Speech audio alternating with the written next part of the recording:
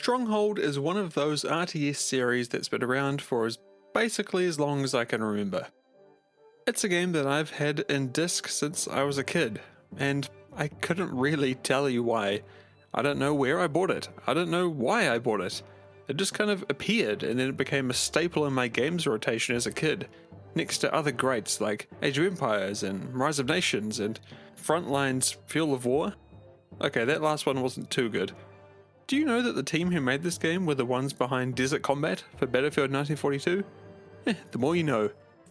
Anyways, my point is that I've been a fan of Stronghold for pretty much my entire life. I've played almost all of its entries, some of which I will be making more videos on pretty soon, so subscribe for that. The original Stronghold is an iconic game. It was Firefly Studios' first title and it was a massive hit. And as a series, Stronghold has held up Firefly as a developer for over 20 years now. Though in that time they've never quite been able to reach those same heights with Stronghold games or otherwise. But for the last 10 years or so, things have been going pretty well. Starting with Stronghold HD in 2012, Firefly have been on a bit of a roll with re-releases and sequels. But like I said, there hasn't really been that one key game release that has really blown the doors off, as the original did all those years ago. But the more recent history is what's got me really excited about Stronghold, and there's three main reasons why. 1. The Devolver Digital acquisition in 2021. Everyone in the know knows that Devolver picks them well. They know how to choose winners in games and studios, and everything I've heard leads me to believe that they're a great partner who's easy to work with. That kind of support will hopefully allow Firefly to focus more on the games, without all of the inherent stresses of being a self-supported indie developer. 2. Stronghold Unreal. The idea of a new game in the series is always exciting, let alone one built in a modern, well-supported engine, and we'll talk about this one in a bit. And 3. Stronghold Definitive Edition, and the potential future of other Definitive Editions and new content for older games. That's a lot, and we'll get to it all, don't worry. But yeah, this is why I'm excited for Stronghold. My original experiences with Stronghold were as a naive kid who couldn't tell much of a difference between a good game and a bad one. More often than not, my opinion on whatever game I was playing came down to a handful of binary questions like, is the game hard? Are the units badass? And can I buy it without needing my parents' permission? I mean, when I played Stronghold, I was like 7. I couldn't discern whether a game was well designed or competently put together. If I had fun, then it was a winner, as was the case with Stronghold. Though, obviously in hindsight, it turned out that Stronghold is also really good. Unlike some of the other games I enjoyed as a kid that aren't quite as easy to love as an adult.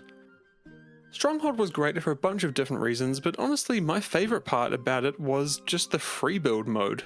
Yeah, like I did play the campaign through multiple times and I had fun, but for the most part, building my castles on these sprawling grasslands without the hassle of being constantly under attack was my preferred way to play. It wasn't until Stronghold Crusader that I really got into the militaristic aspect of the series, and that was thanks to the skirmish AI. Suddenly, hours of fun were just snapped into existence thanks to the ability to play singular games with friends on LAN against the AI. Crusader was awesome, yes, but something about the setting just never quite got to me as well. I wasn't a huge fan of the farming limitations of the desert, and I always yearned for the grasses of Europe to support my addiction to bread and apples. Thankfully, others thought the same, and ways did arise to get that fix in the end. After that, I dipped out of the series for a while, with Stronghold Legends and Stronghold 2 being the only games in the series that I can hand on heart say that I've never played, not even for a second. For now, anyway. I didn't come back until Stronghold 3, which I pre-ordered for some reason. Definitely don't do that. I actually think it was because of a Team Fortress 2 cosmetic tie-in. Anyway, whatever. Though it might have also been because the game was marketed as a sequel to the original, which I loved. Anyway, here it is in my Steam library, and you can tell by my playtime over the past 12 or so years that, well, I didn't exactly enjoy it. It was back to the original game for me, both with my disc copy and Stronghold HD on Steam in 2012. But then Crusader 2 came along, and that was actually pretty good. It was a solid improvement. Though personally, I had kind of mentally checked out of the series at that point thanks to Stronghold 3, and I was happy just to play the older games, so I actually didn't spend much time with this one. Though going back to play it today, as I have done for a few videos, I've actually quite enjoyed it, but I just don't have any spare time to play it a lot nowadays.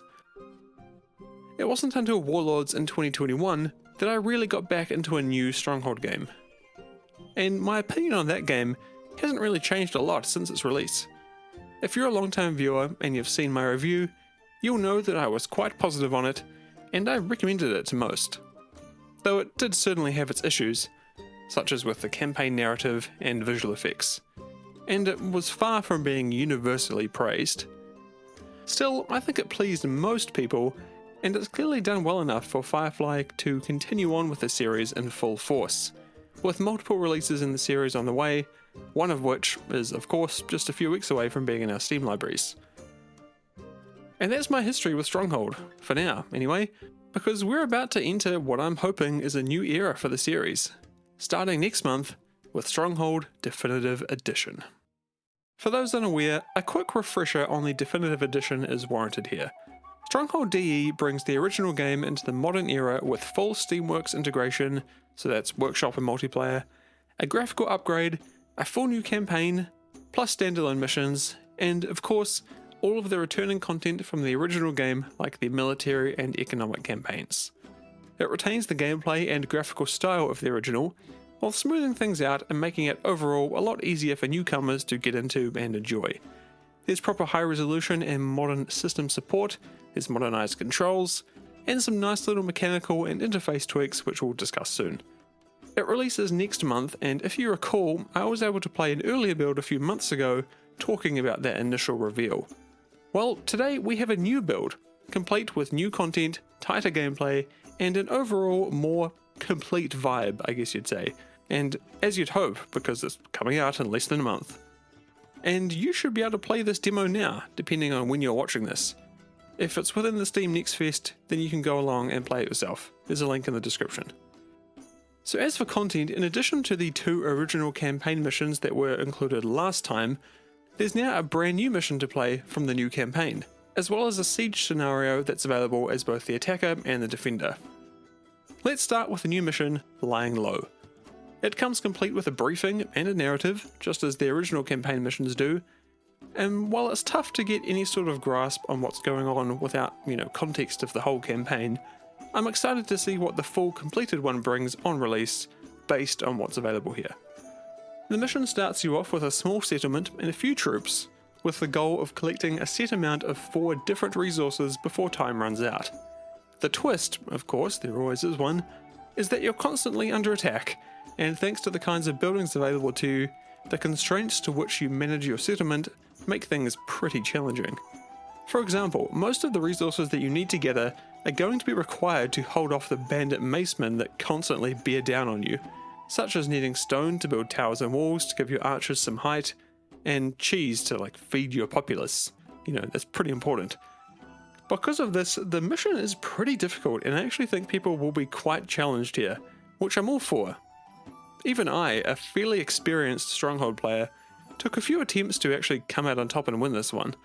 The fact that you're almost immediately under attack means that you can't just sit around and build up your economy and defences.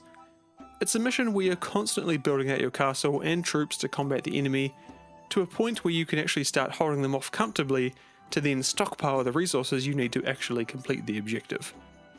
I had a lot of fun with this mission, and if the rest of the campaign is designed to this kind of standard, I think we'll be in for a great time come November 7th. While playing, I also noticed a few of those gameplay changes that Firefly have been talking about. They're nothing major, so don't expect anything hugely drastic, but they're certainly welcome. Things like being able to set individual rally points for units coming out of the barracks is really nice. Having a preview of which way your popularity is going is a small but helpful addition. The short tooltips for buildings is just a nice to have, especially for new players. And having military production buildings preview what weapons they can create is a great convenience that just makes things a little easier. The other new portion of this build is the siege scenario, and as far as those go, it's fairly simple, but it's good that it was included. I'm glad it's here. You can attack or defend with a predetermined force, and it's a fun way to get a feel for the game if you're completely new. But I do think that series veterans will just prefer to play the new mission and give this a fleeting look. Still, it's a bit of fun, and as with most sieges in Stronghold, play as the attacking force if you want a challenge. With the defensive force here, you can mostly just sit back and capture gameplay footage for your YouTube video without a lot of input. As far as content and news goes, that's really it. That's all we've got until the game releases in a month's time. I'm not expecting any more demos, and I don't think there'll be any more big news dumps or revelations. What we have is what we have. There is a bit of info that you might not have heard though, stuff that was announced in a recent Q&A with Nick from Firefly. Stand-up guy, by the way. Before this video, there are a few questions hanging around the game that people really did want answered, me included, and I brought them up in my last video. And now that they have been, they, unfortunately, probably aren't the answers that you're looking for. These questions revolve around two big topics: Skirmish Mode and Stronghold Crusader. And I'm sad to say that as of right now, neither of these are happening. Look, I'm going to be frank, and I know this is a sponsored video, but I also know that Firefly are a great team of people who are going to be aware of what people's opinions on this are going to be.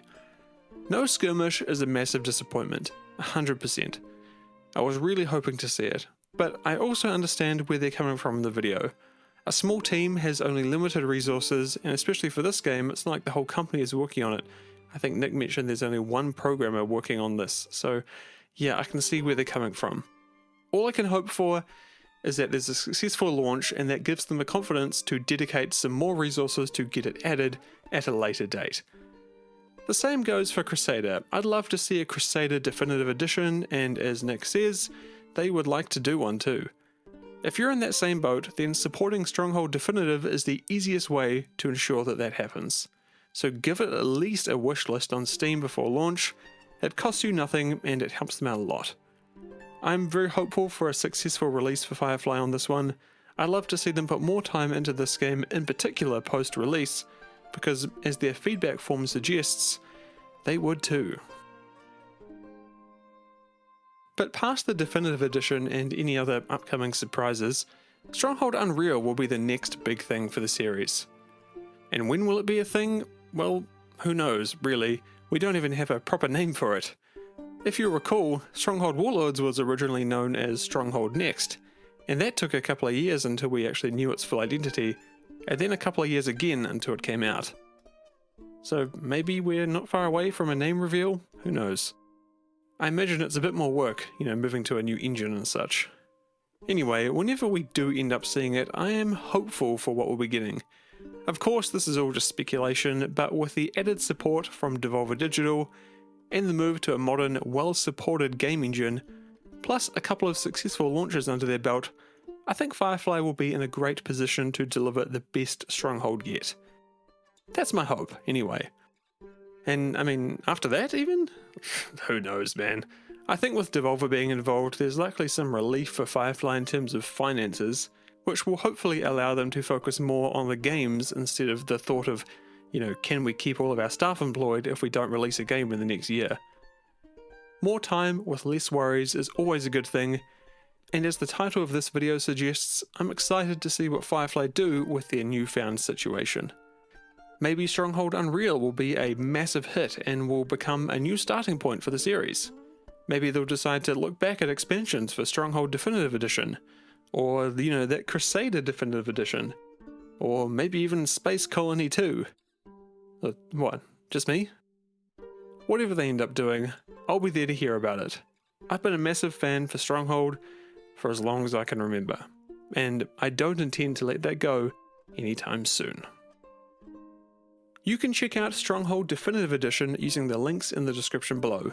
Please do give it a wishlist on Steam if you are at all interested. It helps out the devs massively and it's at no cost to you. The game is out in a month's time, and you can keep an eye out for my review around that time as well. Thanks very much for watching, and big thanks to my Patreon supporters and YouTube members. So that's Takayo, Nintendo, Bad Ghosts, Sean, Grey Spirit 4, George, Netters, John Kaiser, King Thickums, Pavel, Bram, Christian, Dan, Bishop's Arch, Orion, and Das Rufkin, who's new, thanks very much.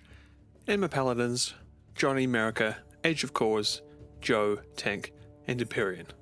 Does Mrs. Zade support your YouTube hobby? Yes, she does. Starting the channel was actually her idea, and now it's a bit more than a hobby, which is awesome.